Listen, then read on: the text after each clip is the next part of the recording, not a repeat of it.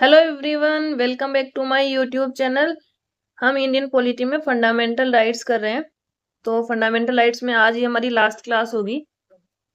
Article 31 तक हम पहले कंप्लीट कर चुके हैं। आर्टिकल 32 से स्टार्ट करेंगे आज हम। आर्टिकल 32 हमारा कहता है कि राइट टू कॉन्स्टिट्यूशनल रेमेडीज, संवैधानिक उपचारों का अधिकार। संवैधानिक उपचारों का अधिकार ये आर्टिकल 32 में बताया गया है।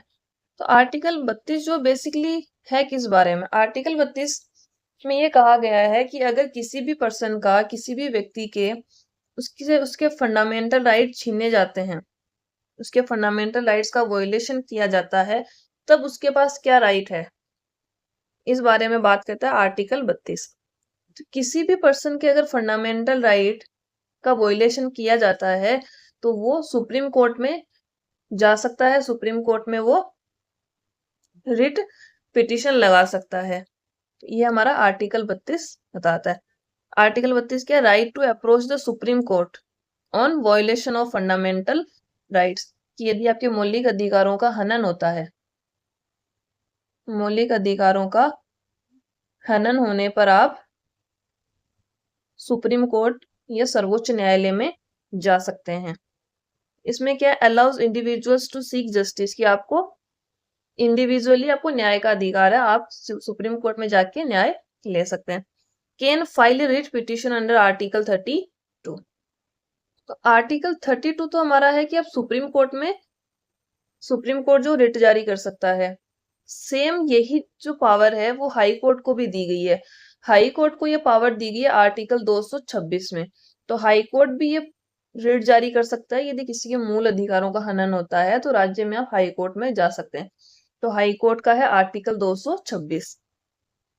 Supreme Court power to issue direction और ऑर्डर, सुप्रीम कोर्ट के पास पावर है कि वो दिशा निर्देश और कोई भी आदेश जो जारी कर सकता है इस मामले में।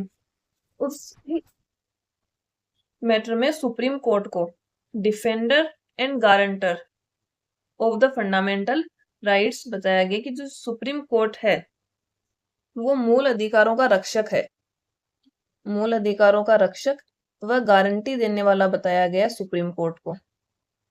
ये ध्यान रखिएगा, अगर क्वेश्चन बनता है कि फंडामेंटल राइट्स का रक्षक कौन है या डिफेंडर कौन है फंडामेंटल राइट्स का, तो उसका आंसर क्या हो जाएगा? Supreme court.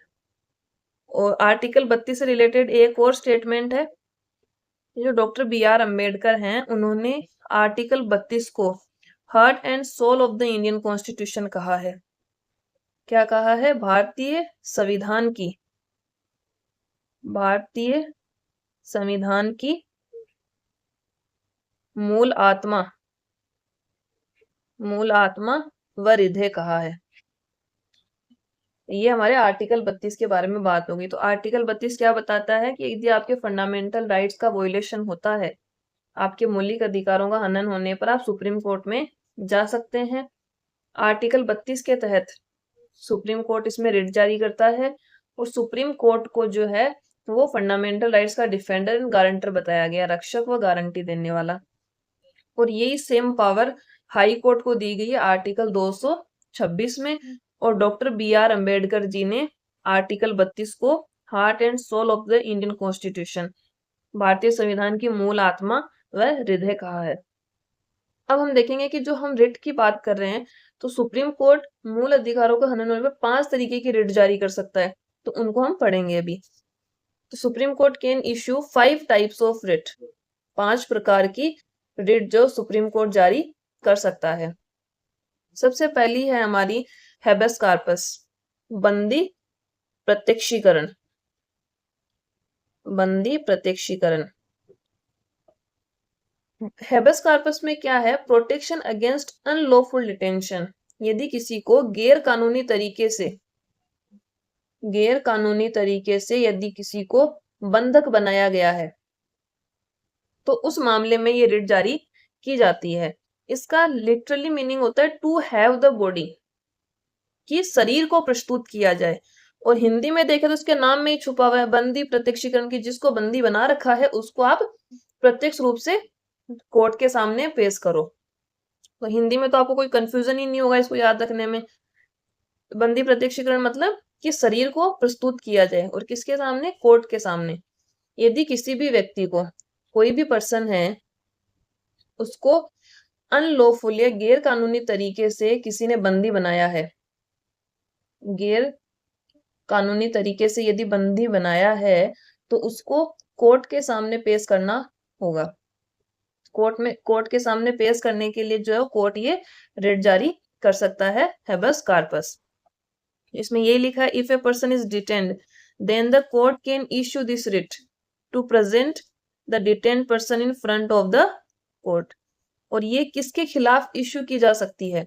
Can be issued against government as well as private person और इंस्टीट्यूशन। तो ये जो है ये सरकार के विरोध में, सरकार को भी रिट जारी की जा सकती है, कोई निजी व्यक्ति है, निजी व्यक्ति या कोई निजी संस्था है, तो उसके खिलाफ भी ये रिट जारी की जा सकती है। तो ये होगी हमारी पहली रिट, हैबस कार्पस। तो ये समझ में आ गई होगी। हिंदी वालों को तो कोई कंफ्यूजन नहीं है, बंदी प्रत्यक्षीकरण से आप इसको समझ सकते हैं। किसी को बंदी बना लिया है, उसको कोर्ट के सामने प्रत्यक्ष रूप से पेश करना होगा। इसका मीनिंग क्या हो जाएगा? शरीर को प्रस्तुत किया जाए, to have the body of. और ये गवर्नमेंट, किसी भी प्राइवेट पर्सन या प्राइवेट इंस्टीट्यूशन के अगेंस्ट में इश्यू की जा सकती है। और यदि ये गवर्नमेंट को इश्यू की जाती है, यदि सरकार के अगेंस्ट में इश्यू हो रही है रिट, तो ये की जाती है चीफ सेक्रेटरी को, मुख्य सचिव, मुख्य सचिव को एड्रेस करके ये रिट जारी की जाती है, ध्यान रखिएगा। नेक्स्ट है हमारा मैंडेमस, हिंदी में होता है परमादेश। मैंडेमस मैंडेमस का मतलब हो जाएगा परमादेश। परम आदेश, इसका मतलब क्या हो जाएगा? हम आदेश देते हैं। अब आदेश कौन देगा? हम रिट की बात कर रहे हैं, रिट के मामले में आदेश देगा कोर्ट। तो परमादेश, हम आदेश देते हैं, वी कमांड। अब ये किस बारे में? Compelling a public authority to perform its duty. ये अपनी ड्यूटी को परफॉर्म करने के लिए किसी भी पब्लिक अथॉरिटी को ये रिट जारी की जाती है। तो इसको हम समझें, इसमें यह कहा गया है कि कोई भी व्यक्ति है सरकारी पद पर, कोई भी पब्लिक ऑफिशियल है, कोई भी पब्लिक ऑफिशियल हो, और वो अपने ड्यूटीज को सही तरीके से परफॉर्म नहीं कर रहा है, कि वो अपने कर्तव्य का पालन नहीं कर रहा है, तो ये रिट जारी की जाती है कोर्ट के द्वारा। तो इसमें क्या किया जा रहा है कि कोई काम नहीं कर रहा है, तो वो क्या, इनएक्टिव पर्सन है, वो क्या, निष्क्रिय है, और उसको एक्टिव करने के लिए रिट जारी की जाती है। तो ये क्या करता है? इनएक्टिव को एक्टिव करता है, निष्क्रिय को सक्रिय करता है। और ये इश्यू की जाती है सार्वजनिक अधिकारियों, यानी कि जो भी पब्लिक ऑफिसर हैं या पब्लिक बॉडी हैं, उनके खिलाफ, सार्वजनिक अधिकारियों या कोई प्राधिकरण है, तो उसके खिलाफ ये जारी की जाती है। तो मैंडेमस क्या हो गया कि ये compelling a public authority to perform its duty, कि ये आपको अपनी ड्यूटी करने के लिए कंपेल करता है। इसका मीनिंग हो जाएगा वी कमांड, हम आदेश देते हैं। यदि कोई सरकारी पद पर है और वो अपने कर्तव्य का पालन नहीं कर रहा है, तो कोर्ट ये रिट जारी करता है। और ये क्या करता है? इनएक्टिव को एक्टिव, निष्क्रिय को सक्रिय करता है। और ये किसी भी पब्लिक बॉडी या कॉर्पोरेशन, सार्वजनिक अधिकारी तथा प्राधिकरण के खिलाफ जारी की जा सकती है। नेक्स्ट है हमारी प्रोहिबिशन। प्रोहिबिशन, प्रतिषेध, प्रतिषेध, प्रतिषेध मतलब रोकना। प्रोहिबिशन, किसी को कोई काम करने से रोकना।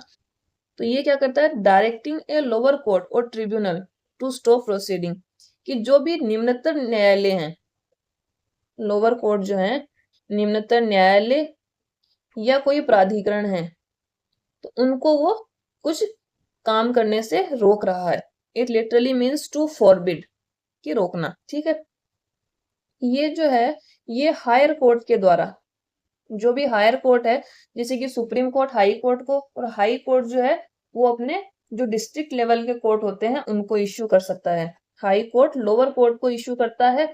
और क्यों करता है? जब लोअर कोर्ट अपने ज्यूरिस्डिक्शन से बाहर जाके, अपने ज्यूरिस्डिक्शन से बाहर जाके काम करता है, कि उसका जो अधिकार क्षेत्र है, लोअर कोर्ट का अधिकार क्षेत्र है, उससे बाहर जाके वो काम कर रहा है, अपने अधिकार क्षेत्र से बाहर जाके काम कर रहा है, तो हाई कोर्ट उसको, जो भी मतलब हायर कोर्ट है, वो उसको ये मना करता है कि ये आपका जुरिस्डिक्शन नहीं है, ये आपका अधिकार क्षेत्र नहीं है, तो आप ये काम नहीं कर सकते हैं।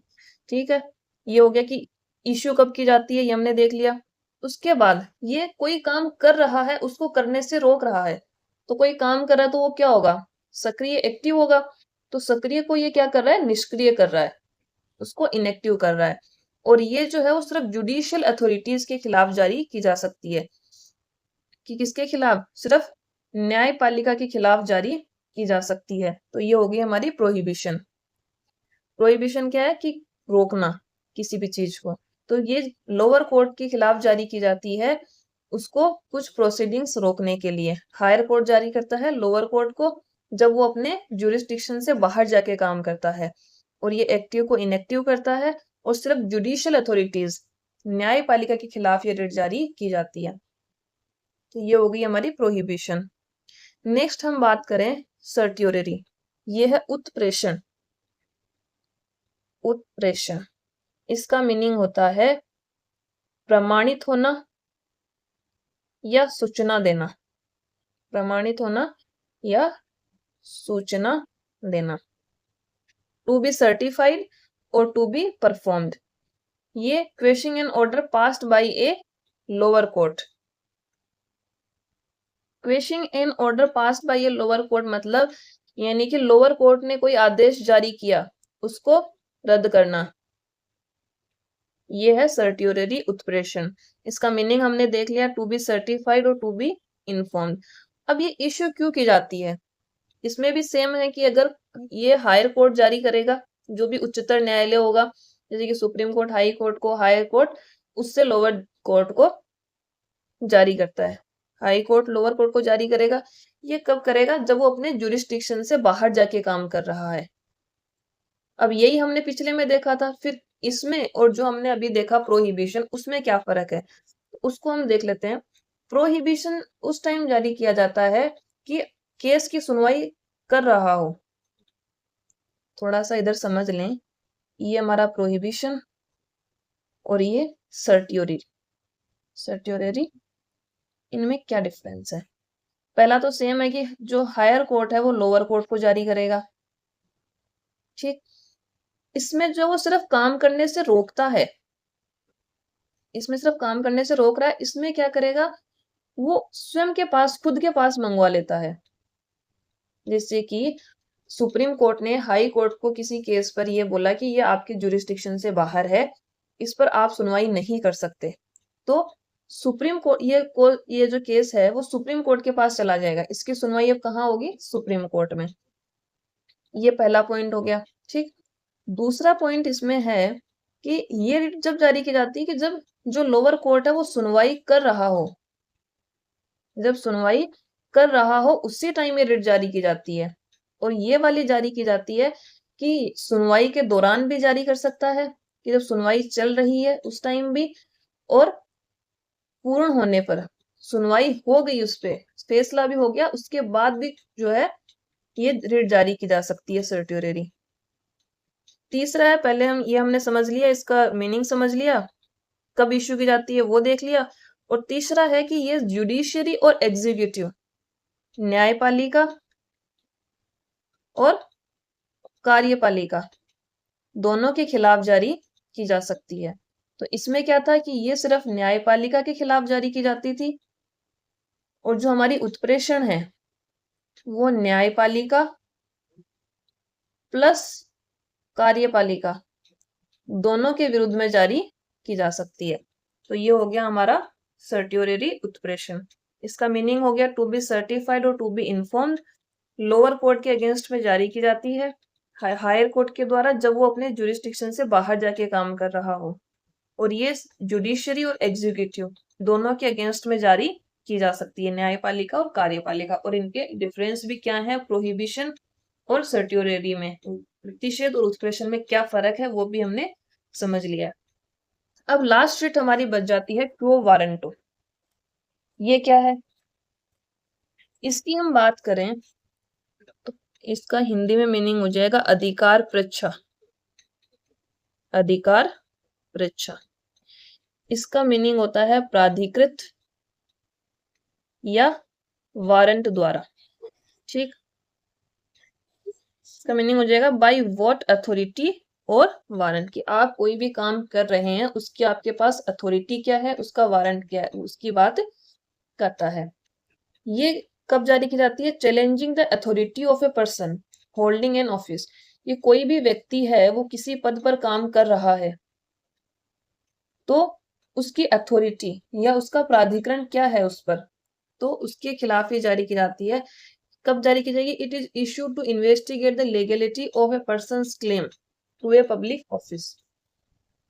कोई भी व्यक्ति है उसको किसी भी प्रशासनिक, कोई भी एडमिनिस्ट्रेटिव या राजनीतिक पॉलिटिकल पद पर उसको नियुक्त किया जाता है जिसके लिए वो योग्य नहीं है, उसके लिए जो भी क्वालिफिकेशंस हैं उनको वो कंप्लीट नहीं कर रहा है, उसके बावजूद भी वो उस पोस्ट पे चला जाता है, उस समय ये रिट जारी की जाती है कि आप इस पोस्ट पर काम कर रहे हैं तो इस और आपकी क्वालिफिकेशन इसके लिए कंप्लीट नहीं है, तो आप किस अथॉरिटी से इस पोस्ट पर काम कर रहे हैं, तो उसके लेगलिटी को चैलेंज करते हुए ये रिट जारी की जाती है। ठीक है, और ये जो रिट है वो जो पर्सन है जो अपॉइंट हुआ है उसके अगेंस्ट में जारी की जाएगी, कि ये जो नियुक्त व्यक्ति है उसके खिलाफ जारी की जाती है, ना कि जो अपॉइंटिंग अथॉरिटी है जो नियुक्ति कर रहा है उसके खिलाफ जारी नहीं की जाएगी। तो ये हमारा हो गया पांचवी रिट, क्यो वारंटो, अधिकार परीक्षा। Challenging the authority of a person holding an office, कि कोई भी पर्सन है, कोई व्यक्ति है वो किसी पद पर नियुक्त है तो उसकी अथॉरिटी को अगर चैलेंज करना हो तो ये रिट जारी की जाती है। इसका मीनिंग हो जाएगा बाय व्हाट अथॉरिटी और वारंट, कि कोई भी व्यक्ति प्रशासनिक या राजनीतिक पद पर नियुक्त किया जाता है और उसके लिए उसकी क्वालिफिकेशन कंप्लीट नहीं है, उस पद के लिए वो योग्य नहीं है, तब ये रिट जारी की जाती है। और ये क्या है? सिर्फ जो नियुक्त व्यक्ति है जो पोस्ट पर लगा है उसके अगेंस्ट में जारी की जाएगी, ना कि अपॉइंटिंग अथॉरिटी के अगेंस्ट में जारी की जाएगी। तो ये हो जाएगा हमारा आर्टिकल 32 कंप्लीट हो जाता है और उसकी 5 तरीके की रिट भी हमने कंप्लीट समझ ली है। उसके बाद हम आगे के आर्टिकल्स देख लेते हैं। आर्टिकल 33 हमारा बात करता है parliament power to restrict fundamental rights on armed personnels, कि जो भी हमारे सशस्त्र बल हैं, जो भी सशस्त्र बल हैं उनके मौलिक अधिकारों, उनके मौलिक अधिकारों में कटौती से संबंधित है आर्टिकल 33। अब सशस्त्र बलों में हमारी पूरी डिफेंस आ जाएगी, आर्मी हो गई, हमारी नेवी, एयरफोर्स, पुलिस, और जो भी हमारे अर्धसैनिक बल जैसे कि CISF, CRPF, तो वो सब हमारे सशस्त्र बलों में आ जाएंगे। तो इनके फंडामेंटल राइट्स में जो है वो पार्लियामेंट कुछ कटौती कर सकती है। कौन कर सकती है? पार्लियामेंट। ये ध्यान रखिएगा, ये क्वेश्चन बन सकता है कि जो हमारी आर्म्ड फोर्सेस हैं और जो भी अर्धसैनिक बल या पुलिस या इनसे रिलेटेड जो सेम सिमिलर जो फोर्सेस होती हैं उनके फंडामेंटल राइट्स में अगर कुछ कटौती करनी है, कुछ मॉडिफिकेशन करना है, तो वो कौन कर सकता है? वो पार्लियामेंट कर सकती है। तब ये ऐसा क्यों किया गया है? Ensure discipline and efficiency in the armed forces, कि हमारे जो सशस्त्र बल हैं उनमें अनुशासन और एफिशिएंसी, डिसिप्लिन और एफिशिएंसी बनी रहे, उसके लिए है। और ये उनके राइट्स एंड ड्यूटीज के बीच में जो है वो बैलेंस बना के रखता है, कि उनके अधिकार और कर्तव्य जो भी हैं उनके बीच में बैलेंस बना के रखता है। आर्टिकल 33 बहुत सिंपल है, इसमें सिर्फ इतना याद रखना है कि जो हमारे सशस्त्र बल हैं, अर्धसैनिक बल हैं, पुलिस है या ऐसी और कोई सर्विस है, इनसे सिमिलर कोई भी फोर्सेस हैं, तो उनके फंडामेंटल राइट्स में कुछ भी मॉडिफिकेशन या उनमें कुछ कमी करने के लिए ये शक्ति किसको दी गई है? पार्लियामेंट इसमें चेंजेस कर सकती है। तो इसमें आपको ये वाला पॉइंट ध्यान रखना है कि पार्लियामेंट इसमें चेंज कर सकती है, ये पावर पार्लियामेंट को दी गई है। आर्टिकल 34 की बात करें तो आर्टिकल 34 हमारा बताता है restriction of fundamental rights while martial law is in the force, कि किसी भी क्षेत्र में इन ए पर्टिकुलर एरिया अगर वहां पे मार्शल लॉ लगा हुआ है, किसी भी क्षेत्र में यदि सैन्य विधि लागू है तो वहां पे मूल अधिकारों में कटौती की जा सकती है, फंडामेंटल राइट्स में क्या हो सकती है, कमी हो सकती है। तो ये हो गया हमारा आर्टिकल 34। इसमें ज्यादा समझने जैसा कुछ है नहीं, नॉर्मल सा एक आर्टिकल है कि आपको मार्शल लॉ में अगर मार्शल लॉ लगता है कहीं पे तो आपके फंडामेंटल राइट्स कम किए जा सकते हैं। आर्टिकल 35 है पावर टू मेक लॉज, कि यदि मूल अधिकारों में कटौती करनी है तो उसका अधिकार किसको दिया है, पार्लियामेंट को। यदि आपके मूल अधिकारों में कटौती करनी है, आर्टिकल 35 ये कहता है कि मूल अधिकारों में कटौती करने का अधिकार संसद के पास है। ये आर्टिकल 35 बताता है confers powers to make laws for enforcement of fundamental rights, allows parliament to legislate on matters concerning fundamental rights, की मूल अधिकारों के बारे में अगर कोई भी प्रावधान करना है, कोई भी कटौती करनी है तो वो कौन कर सकती है, संसद। तो ये हो गया आर्टिकल 35। तो मोस्टली आर्टिकल 32 तो हो गया हमारा कि आर्म्ड फोर्सेस के मूल अधिकारों में कटौती हो सकती है। 34 बोला कि यदि मार्शल लॉ लग जाता है तब आपके फंडामेंटल राइट कम हो जाएंगे। और 35 बताता है कि फंडामेंटल राइट्स में कटौती करने का अधिकार किसके पास है, 35। तो 32 से 35 मूल अधिकारों में कटौती की बात करते हैं। तो ये हमारे फंडामेंटल राइट्स कंप्लीट हो गए 12 से 35 तक। अब हम कुछ एडिशनल इंफॉर्मेशन की बात कर लेते हैं। जैसे कि एक हमारा आर्टिकल था 35A। आर्टिकल 35A, ये पार्लियामेंट ने कोई भी कॉन्स्टिट्यूशन अमेंडमेंट नहीं किया, कोई भी एक्ट पास नहीं किया, डायरेक्ट ही राष्ट्रपति के आदेश से ये जोड़ दिया गया। प्रेसिडेंट ऑर्डर से ये संविधान में जोड़ दिया गया और राष्ट्रपति के आदेश से ही इसको हटा दिया गया। इसको कब जोड़ा था, 1954 में। राष्ट्रपति के आदेश से 1954 में जोड़ा 35A। अब 35A क्यों जोड़ा गया, 35A जोड़ा गया था जम्मू कश्मीर के लिए, इसमें स्पेशल प्रोविजन किए गए थे, स्पेशल प्रावधान थे जम्मू कश्मीर के लिए। इसमें कौन कौन से प्रावधान किए गए कि वहां के जो परमानेंट रेजिडेंट है, स्थायी निवासी हैं वहां के स्थायी निवासी ही वहां की जो अचल संपत्ति है वो खरीद सकते हैं, कि आप वहां पे जाके कोई भी लैंड एक्वायर नहीं कर सकते। JNK के बाहर के कोई भी अगर नागरिक हैं तो यहाँ के निवासी ही वहां पे अचल संपत्ति, तो अचल संपत्ति में हमारी लैंड आ जाती है कि आप वहां पे जाके कोई भी घर नहीं खरीद सकते, वहां पे कोई लैंड एक्वायर नहीं कर सकते। तो ये पहला प्रोविजन रखा गया था कि वहां के जो जम्मू कश्मीर के नागरिक हैं वो ही वहां पे अचल संपत्ति खरीद सकते हैं। दूसरा था कि वहां के जो स्थायी निवासी हैं, दूसरा भी उन्हीं के बारे में कहा गया कि वहां की जो सरकारी नौकरियां होंगी, यानी कि राज्य की जो सरकारी नौकरियां होंगी, स्टेट गवर्नमेंट की जॉब होगी, वहां पे सिर्फ वो लोग ही अप्लाई कर सकते हैं। और जो भी स्कॉलरशिप या कोई भी स्कीम है तो वहां के नागरिक ही उसका फायदा उठा सकते हैं। यह था हमारा आर्टिकल 35A और इसको 2019 में राष्ट्रपति के आदेश से ही इसको हटा दिया गया। ठीक है, ये हमारे आर्टिकल 35A की बात हो गई। 1954 में जोड़ा, इसमें JNK के लिए स्पेशल प्रोविजन थे कि वहां के जो स्थायी निवासी हैं वही वहां पे अचल संपत्ति खरीद सकते हैं और वहां के स्थायी निवासी ही वहां के स्टेट गवर्नमेंट की जो जॉब्स हैं उनमें अप्लाई कर सकते हैं और वहां की जो भी स्कीम है, जो भी स्कॉलरशिप मिलती है, उसका बेनिफिट वो लोग ही ले सकते हैं। और 2019 में इसको प्रेसिडेंट ऑर्डर से ही हटा दिया गया। तो ये आर्टिकल 35A की बात हो गई। अब कुछ मूल अधिकार, कुछ फंडामेंटल राइट ऐसे हैं कि जो सिर्फ भारतीय नागरिकों को मिले हुए हैं, सिर्फ इंडियन सिटीजन्स को मिले हुए हैं। तो वो देख लेते हैं। कई बार क्वेश्चन बन जाता है कि जो 4 ऑप्शन दे देंगे कि इनमें से कौन सा आर्टिकल जो है वो सिर्फ भारतीय नागरिकों को प्राप्त है। तो इसमें 5 आपको आर्टिकल याद रखने हैं। पहला है आर्टिकल 15। आर्टिकल 15 क्या था कि धर्म, मूलवंश, जाति, लिंग या जन्म के आधार पर किसी के साथ कोई भेदभाव नहीं किया जाएगा। 15। आर्टिकल 16 16 क्या था कि आपको जॉब के मामले में आपके साथ वो राइट टू इक्वलिटी रहेगी। ठीक है, ये हो गया 15, 16, फिर था 19। 19 था हमारा राइट टू फ्रीडम। 19, उसके बाद 29 और 30। तो दो तो हमारे माइनॉरिटीज वाले हो गए।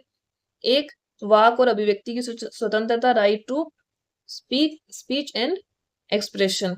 और 15 और 16 राइट टू इक्वलिटी। तो 15, 16, 19, 29 और 30 ये सिर्फ भारतीय नागरिकों को मिले हुए हैं। ये फंडामेंटल राइट हो गए। उसके बाद इमरजेंसी में आर्टिकल 358। यदि आर्टिकल 358 के तहत राष्ट्रीय आपातकाल, नेशनल इमरजेंसी की घोषणा होती है, तो आर्टिकल 19 जो है वो सस्पेंड हो जाएगा। आर्टिकल 19 जो है वो निलंबित हो जाएगा। लेकिन इसमें एक अमेंडमेंट किया गया, 44th कॉन्स्टिट्यूशन अमेंडमेंट 1978, 44वां संविधान 1978। इसमें यह कहा कि यदि सशस्त्र विद्रोह होता है, यदि सशस्त्र विद्रोह के कारण राष्ट्रीय आपातकाल लगा है, तो अनुच्छेद 19 जो है वो निलंबित नहीं होगा। नेशनल इमरजेंसी हम आगे पढ़ेंगे, उस टाइम समझेंगे। नेशनल इमरजेंसी लगने के भी 2-3 कारण होते हैं। सशस्त्र विद्रोह होता है, बाहर से कोई हमला हो जाए, उसके कारण भी है जो नेशनल इमरजेंसी लगती है। तो 44वां संविधान संशोधन करके ये कह दिया कि सशस्त्र विद्रोह होगा तब आर्टिकल 19 निलंबित नहीं होगा। तो ये हो गया आर्टिकल 358। एक और है आर्टिकल 359। यदि इसके तहत राष्ट्रीय आपातकाल लगता है, नेशनल इमरजेंसी लगती है, तो राष्ट्रपति को ये अधिकार होगा, ये ध्यान रखिएगा, राष्ट्रपति को अधिकार होगा कि वो फंडामेंटल राइट्स को जो है वो कम कर सकता है। इसमें भी एक अमेंडमेंट किया गया, इसमें भी 44th कॉन्स्टिट्यूशन अमेंडमेंट हुआ। इसमें कहा कि यदि आर्टिकल 359 के तहत भी नेशनल इमरजेंसी लगती है, तो आप आर्टिकल 20 और 21 को सस्पेंड नहीं कर सकते, क्योंकि आर्टिकल 20 और 21 नेशनल इमरजेंसी के टाइम में इनका बहुत मिसयूज किया गया था, जब इंदिरा गांधी की गवर्नमेंट थी उस टाइम में। तो 44वां संविधान संशोधन में ये कहा कि आप आर्टिकल 20 और 21 जो कि हमारी प्राण और दैहिक स्वतंत्रता के अधिकार है, उनको आप निलंबित नहीं कर सकते। तो ये हमने मूल अधिकारों या फंडामेंटल राइट से रिलेटेड सारी इंफॉर्मेशन हमने कंप्लीट कर ली है। तो आज की क्लास में हमारे फंडामेंटल राइट्स कंप्लीट हो गए हैं। तो आई होप कि आपको अच्छे से समझ में आए होंगे। हमने बहुत डीप में जाके इनको समझा है। और इससे आगे अब हम पढ़ेंगे डीपीएसपी, वो कल की क्लास में स्टार्ट करेंगे। तब तक के लिए थैंक यू। इन वीडियो को लाइक, शेयर एंड सब्सक्राइब जरूर करें।